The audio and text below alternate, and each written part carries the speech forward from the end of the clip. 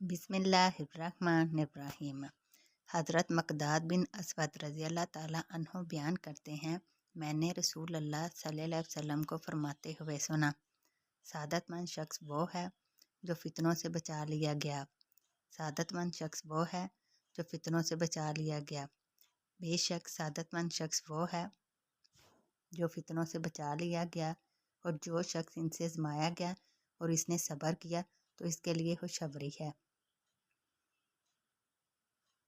हज़रत अबू हुरैरा रज़ियल्लाहु ताला अन्हु से रवायत है कि रसूल अल्लाह सल्लल्लाहु अलैहि वसल्लम ने फरमाया, क़यामत कायम नहीं होगी हत्ता कि दो अजीम जमातें कताल करेंगी। इनके मबैन बड़ी कत्लो गारत होगी और इन दोनों का दावा एक ही होगा, और तकरीबन 30 दज्जाल कज़्ज़ाब भेजे जाएंगे।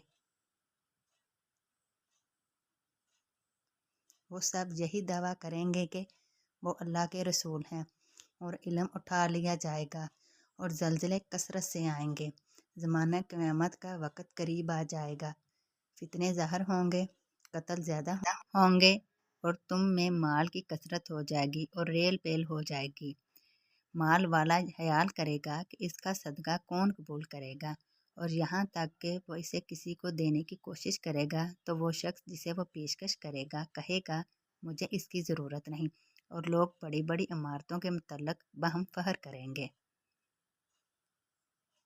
एक आदमी दूसरे आदमी की कब्र के पास से गुजरेगा तो कहेगा, काश के इसकी जगह मैं होता, और सूरज से निकलेगा। जब वो इस तरफ से तलु होगा और लोग इसे देख लेंगे तो वो सब ईमान ले आएंगे, लेकिन इस वक्त किसी शख्स का ईमान इसके लिए फ़ायदा मंद नहीं होगा जो इससे पहले ईमानदार ना हो, या इसने अपने ईमान की हालत में अच्छे काम न किए हों। और क़यामत इस तरह अचानक कायम होगी कि दो आदमियों ने अपने दरमियान अपना कपड़ा फैला रखा होगा, लेकिन वो ना तो खरीदो फरोख्त कर सकेंगे और ना इसे लपेट सकेंगे। और एक आदमी अपनी ऊँटनी का दूध निकाल चुका होगा, लेकिन वो इसे खा पी ना सका होगा। और क़यामत कायम होगी कि एक शख्स अपने हौज़ की लिपाई कर रहा होगा, लेकिन वो इससे पी नहीं सकेगा। और क़यामत कायम होगी कि एक आदमी ने अपना लुक़मा मुँह की तरफ उठा लिया होगा, लेकिन वो इसे खा नहीं सकेगा।